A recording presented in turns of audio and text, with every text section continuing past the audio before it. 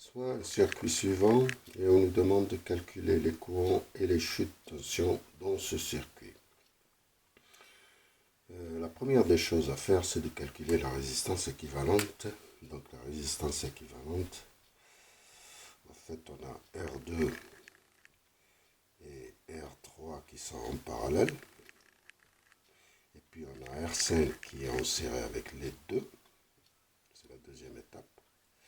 Puis les trois qui sont en parallèle avec R4, c'est la troisième étape. Et puis on ajoute R1 qui est en série avec cet ensemble. Et ça, c'est la résistance équivalente. Alors on peut calculer d'abord, j'appellerai ça R1'. Les indices, je ne vais pas les utiliser parce que ça va faire long. Donc R1 multiplié par R2 multiplié par R3 sur R2 plus R3. Donc 60 multiplié par 84 sur 60 plus 84. 84, ça nous fait 35 ohms. Maintenant R2', on ajoute à R1', on ajoute R5. Donc on a 35 plus 21, ça fait 56 ohms. Puis R3', c'est R2' multiplié par R4 sur R2' plus R4. Donc c'est 56 multiplié par R4 qui fait 72 sur 56 plus 72, ça nous fait une résistance équivalente de 31,5 ohms. Et puis maintenant, on a R4' qui est égal à la résistance équivalente qui est égale à R3' plus R1. Donc c'est 31,5 plus 8,5, ça nous fait 40 ohms. Et d'ici, on peut calculer I1 qui fait V sur R1. Donc c'est 80 sur 40. Ça nous fait 2 ampères. Voilà. Donc on garde. Ce qu'il nous faut ici, c'est surtout ces 3. Donc il nous faut R2'. C'est tout. Oui, R2' pour calculer le courant I5. Voilà, je vais écrire. C'est 56 ohms. Le reste, je pense pas qu'on aurait besoin. Ok, donc on utilise le diviseur de courant pour calculer ces courants. Ok, le diviseur de courant, si vous vous rappelez, je vais faire un rappel. Si on a deux résistances en parallèle, R1 et R2, on peut calculer I1 et I2 en fonction de I. Donc je ne vais pas vous démontrer tout ça, on l'a déjà fait. C'est R2 sur R1 plus R2 multiplié par I. Et I2, c'est R1 sur R1 plus R2 multiplié par le courant principal.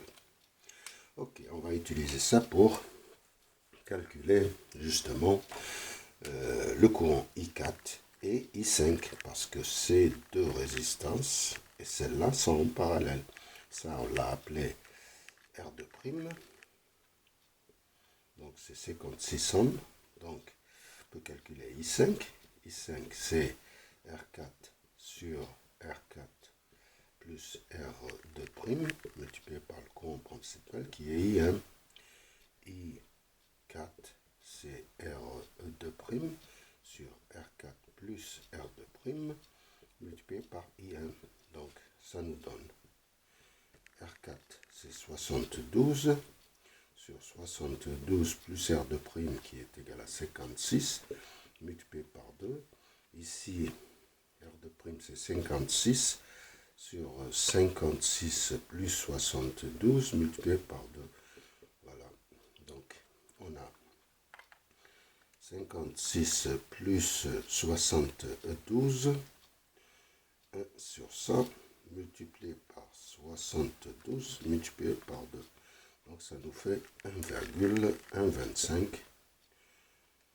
Et l'autre c'est 0,875 ampères. Voilà, on a calculé I5 et I4 et on peut calculer I2 et I3 en fonction de I5, donc I2 et I3. I2 c'est R3 sur R2 plus R3 multiplié par I5. Et ici c'est R2 sur R2 plus R3 multiplié par I5. Donc R3 c'est 84 sur 60 plus 84 multiplié par I5 qui fait 1, 2, 5. Ici c'est 60 divisé par 60 plus 84 multiplié par 1,125 et ça nous donne un courant 84 plus 60 multiplié par 84 et multiplié par 1,125, ça nous fait 0,656 ampères. Et l'autre, ça fait 0,468 ampères. Voilà, on a tout calculé. On a calculé les courants. On peut calculer les chutes de tension. VR1, CR1 multiplié par I1, c'est égal à 8,5 multiplié par 2, c'est 17 volts. VR4, c'est V moins VR1, c'est 80 moins 17, ça fait 63 volts. VR2, c'est R2 multiplié par I2. R2, c'est 60 multiplié par I2, c'est 0,656. Ça nous fait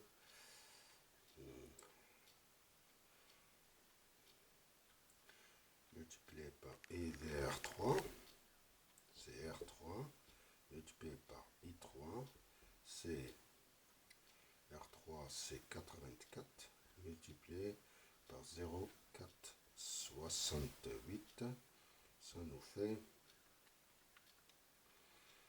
fait 39,375 volts. Et puis plus 63, ça nous donne 23,625 volts. Si on ajoute 39,375, ça nous donne 63. C'est bien ça.